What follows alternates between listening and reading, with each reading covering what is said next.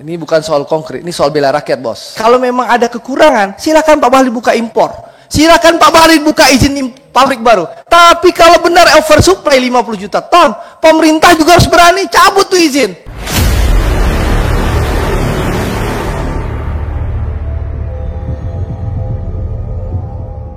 Lalu yang terakhir Pak Bahlil, soal semen. Nah, ini agak menarik dikit.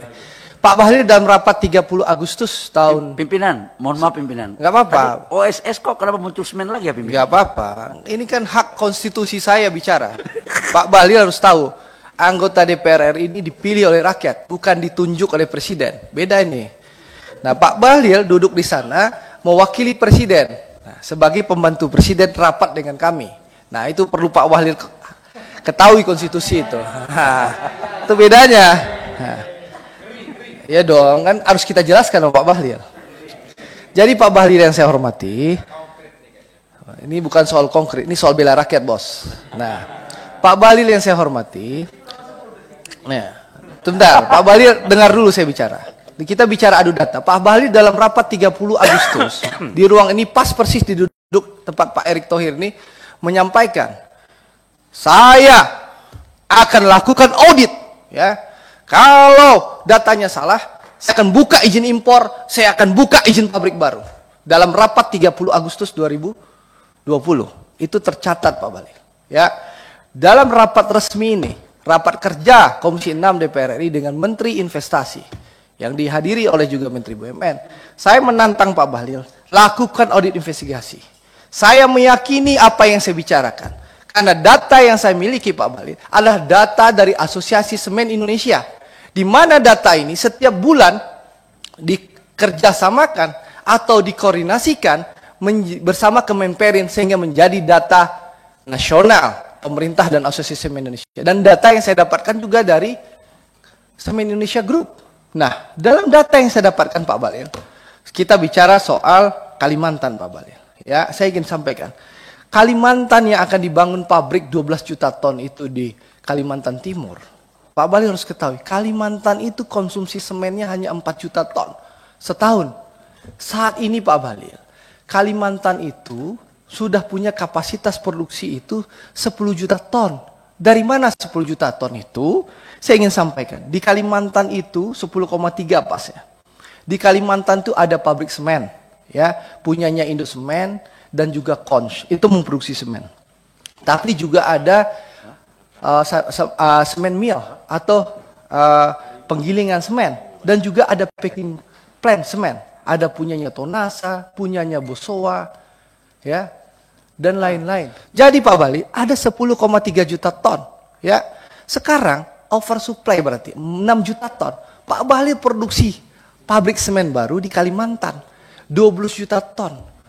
Ya, 12 juta ton, ya. Pertanyaan saya untuk siapa? Itu satu. Yang kedua Pak Bahlil, saya ingin sampaikan, ya.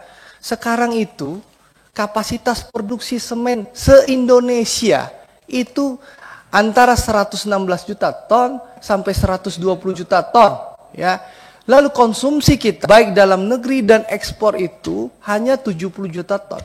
Jadi ada oversupply hampir 50 juta ton. Nah, lalu utilisasi pabrik kita itu hanya 60%. Dengan data Kemenperin dan Asosiasi Semen Indonesia, pertumbuhan semen kita sampai tahun 2025 itu hanya 4%. Otomatis utilisasi kita sampai 2025 itu 78%. Dan diprediksi sampai 2030 kita tidak perlu bangun pabrik semen baru. Nah, pertanyaan saya, mohon maaf ya, kepada menteri-menteri yang ada di kabinet Pak Jokowi, izin pabrik semen baru di Kalimantan itu untuk siapa? Lalu dibilang untuk ekspor. Ekspor ke siapa? Di Cina orang oversupply, Thailand, Vietnam, semua orang oversupply. Ekspor ke siapa? Akhirnya ujung-ujung mohon maaf ya, pengawasan kita lemah. Akhirnya dibanjirilah, ya, Indonesia kembali. Abirsu industri, ya, teman Pak Bahlil semen Bosowa, nanti gulung tikar, ya, teman saya juga. Nah, teman Pak Atau jangan-jangan ini ada apa aspirasi dari situ mungkin? Bukan. Oh. Lalu semen Tonasa, ya, yang di bawah Pak Menteri BUMN gulung tikar. Semen Kupang nanti juga gulung tikar. Semen Indosemen juga gulung tikar. Hampir semua gulung tikar. Jadi tolonglah. Ya. Nah, saya menjawab tantangan Pak Bahlil. Pak Bahlil menjanjikan audit. Oke, kita tunggu audit. Saya ingin sesuai Undang-Undang MD3 Pak Bimo, pasal 98 ayat 6, bahwa keputusan rapat komisi dan pemerintah itu mengikat, ini bikin kesimpulan. Saya nggak ingin tiap rapat ngomong bicara semen terus. Saya ingin mengusulkan, ini menjadi kesimpulan. Kita punya legacy di Republik Indonesia ini. Ya, bahwa urusan semen ini kita memang benar bisa menyelesaikan secara konkret. Ya, jadi saya meminta ke pimpinan dan teman-teman sekalian, sesuai pasal 98 ayat 6 Undang-Undang MD3, ini jadikan kesimpulan sehingga kita tunggu audit Pak Bahlil, ya, supaya fair, supaya objektif. Kalau memang ada kelebihan, kalau memang ada kekurangan, silakan Pak Bahlil buka impor, silakan Pak Bahlil buka izin pabrik baru. Tapi kalau benar oversupply 50 juta ton, pemerintah juga harus berani cabut tuh izin, ya, begitu loh. Dan harus ada yang real kita rapat. Masa rapat nggak ada yang real? Gitu loh. Tolong ini jadikan kesimpulan rapat sesuai pasal 98 ya, ayat 6 Undang-Undang MD3 supaya ini mengikat. Dan ini mengikat pemerintah. Apa gunanya kita ikut pemilu dipilih rakyat kalau kita tidak bisa membela rakyat? Terima kasih.